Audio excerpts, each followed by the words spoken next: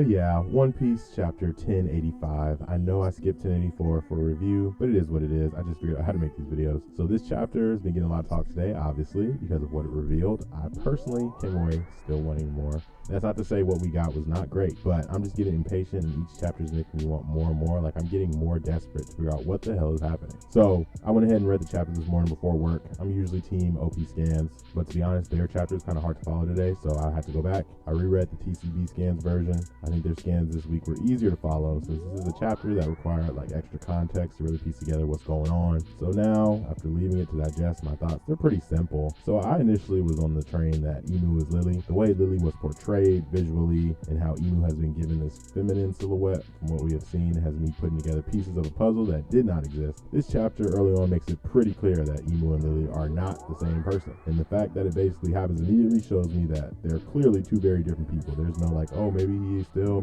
still Lily, maybe this is like, it's pretty clear. So Cobra knows more than we were let on. First he tells us that he has heard of Emu before.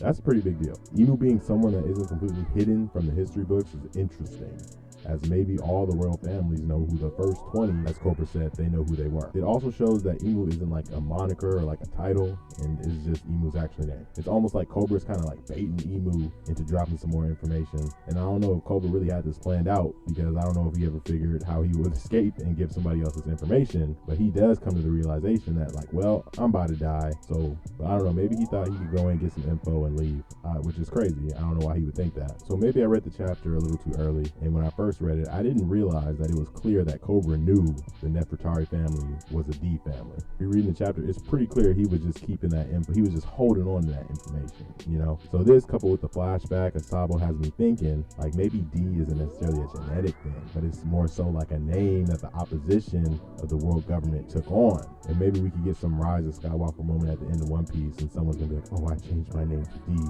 But I'm sure it wouldn't be as corny as Star Wars was. This whole D business was very vague, and there's obviously more to it that we'll probably find out later on at a later time. When Cobra says Lily's a D, Emu's like, D? You talking about D?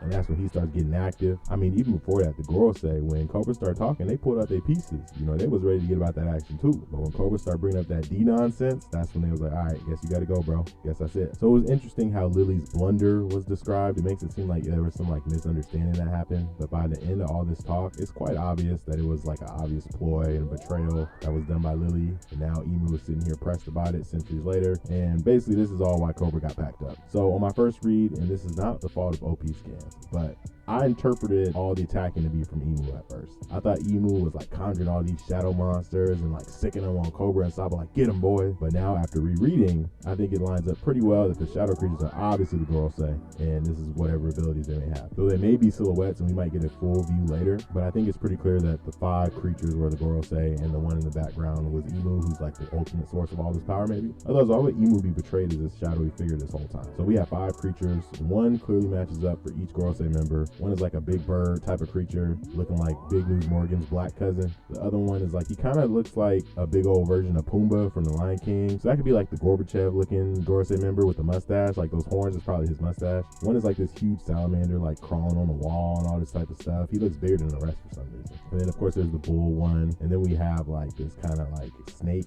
lizard, bird type of thing. He could really be anything. I couldn't catch that one. So in the panel after, where we see Sabo running, we see that there's another set of eyes in the center behind all this. That's clearly meant to portray Emu. So I'm sure whatever Emu's final form is, this thing will be revealed somewhere down the line. Some people said a dragon, I don't know. So the tail that initially attacks Cobra while he is in his chair looks like the typical tail of how a devil is portrayed in a lot of media. That makes me wonder, was this Emu's attack, or one of the Gorosei's Madagascar forms, one of their tails, one of their attacks? Emu being the devil makes sense thematically, but we will see if I was off base or not. So Sabo runs away.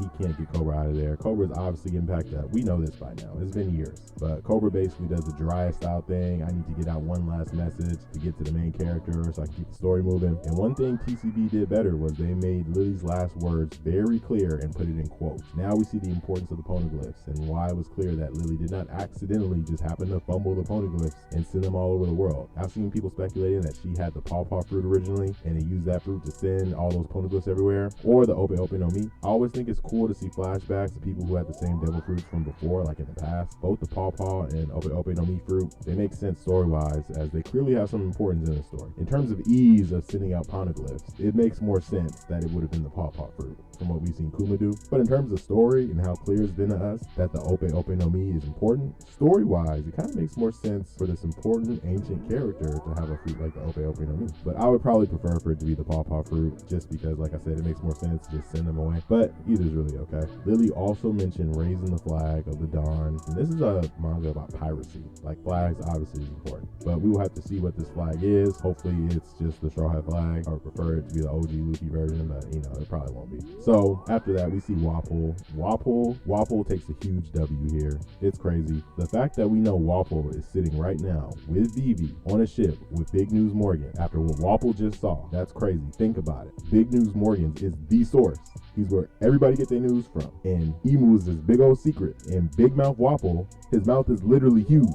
He's a big mouth. He's the one that saw this happen. So, using our common sense, we're about to find out that Wapol tells Big News Morgan everything he just saw. So, everything that just happened in this chapter is going to be revealed to the entire world because Big News Morgan, the GOAT, are dropping this news stuff. He just came upon the biggest scoop of his life. That's going to be crazy. That's going to definitely cause some crazy event and cause all this stir and stuff like that. I thought it was funny that Fujitora and Green Bull, Ryoku Gyu, I just call him Green Bull, it's easier. It's funny that they really got into a fight. It makes sense for Fujitora to be team free the guys. He was like, I gotta get these slaves out of here. Free them. Shouldn't be slaves. Fujitora, he's about the cause. We know this. Fujitora, he's one of us. That's our dog, if you really boil it down. Green Bull is not beating the racist allegations. The fact that him and Fujitora are fighting because Fujitora, it makes it kind of seem like it was an accident, but we know Fujitora probably did that on purpose. The OP scans one had it looking like Fujitora just straight up freed them on his own, but the TCB version was kind of like his actions ended up leading to the escape of all the slaves.